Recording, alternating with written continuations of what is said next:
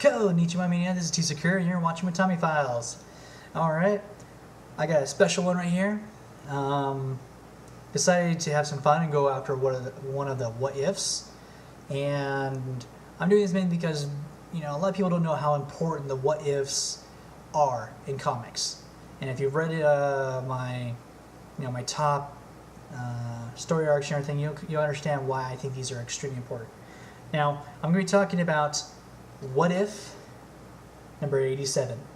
What If, starring Sabretooth. And as you can see from the cover, just look at that art right there. And if you haven't guessed, this is a horror comic. Flat out. And this is a very unique one. I'll try to go through explaining, what it's about. And I will not give the ending away on this one. This is one that's you're going to have to read. But the best way to explain this without even opening this, for anybody who's actually watched the original Halloween movie, I believe it was part one. It's been a while since I've watched it, so bear with me. But I believe it's part one, when they're all in the hospital and everything. And when, he's going around just killing everybody, and they walk into the rooms with the dead people and all that. That is the closest you're going to get to what this is without me having to tell you what's in here. And that's what makes this absolutely fantastic and one of my top what-if comics, is because, what if Sabretooth?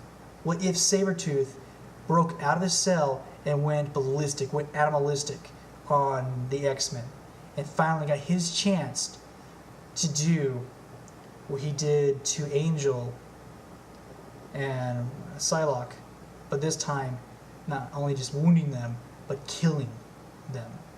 And that's what makes this one so unique. And I like how on the front cover it says it right there, "Screams in the Night." Basically, Beast was installing some new technology from the Shi'Tar, and it blew the breakers.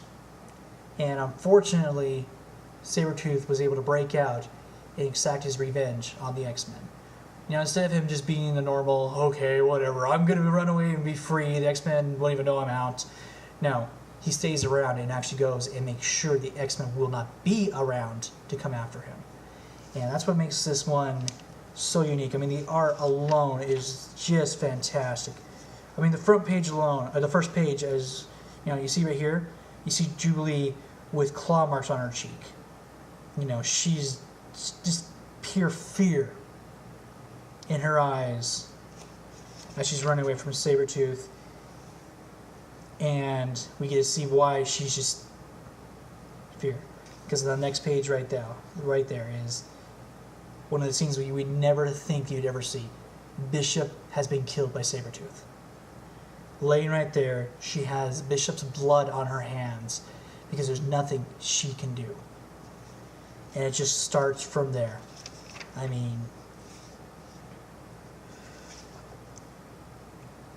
It's such a hard one to explain without going too much into detail.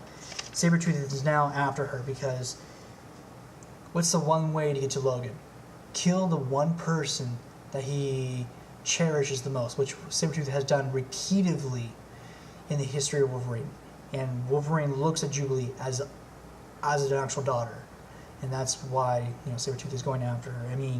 The next scene is why I say that it reminds me of Halloween, because she goes walking into the room where Emma Frost has been badly wounded, and right there lays Bobby. Is he dead? Is he out? Is he been knocked out? What we really don't get told. But as far as we know, he's dead. She's dead, and just left Jubilee. And it goes pretty nice. The next major thing in there is, you have Beast versus Sabretooth, and unfortunately, Sabretooth is just going all out. Beast is going out trying to save Jubilee. Unfortunately, Jubilee is the last X-Men left alive that was there at the mansion at that point in time. And she has to take Sabretooth into the war room, turn off all safety, so a real bullet, a holographic bullet can kill. And now, not only is she putting her life in danger in the danger room, but she's hoping the danger room will be able to kill Sabretooth as well. as long as she's able to take him out and survive, or even die in the process of trying, she'll make the world safer and become a true hero. Unfortunately, a martyr at the same time, if that is how it ends. Unfortunately, I will not just tell you guys how the ending is, but that's what makes this one of my favorite what ifs, is because I'm surprised it even has the approval, because I mean, this is so dark. I really wish they would have been able to release this one nowadays without the stupid approval and everything, because yeah, we have the black blood and everything, but at least they did it to where it looks good in this. You know it's blood, no question about it. You know that some of the X-Men lay there either dead or in a severe coma. We see, several of the X-Men dead.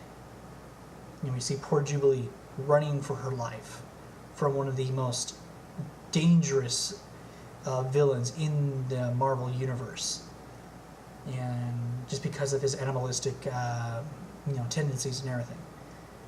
And yeah, if any of you out there are trying to find good horror-based Marvel ones without having to go to Blade, or verse vampires or verse zombies or anything like that, you just want to looking for good horror stories that are more about actual monsters in this universe. This is a great one because we actually get to see Sabretooth is, in just how he is without anything really being taken out. And that's why this is one of those I highly recommend, number 87, and without a doubt one of the best ones I have in my collection for my what ifs. And so I hope you guys have enjoyed this quick little review on good horror comic. Check it out, definitely. I know that everybody out there who is looking for that will be absolutely thrilled for this one. So I hope you guys enjoyed. This is T Secure saying ciao and sayonara.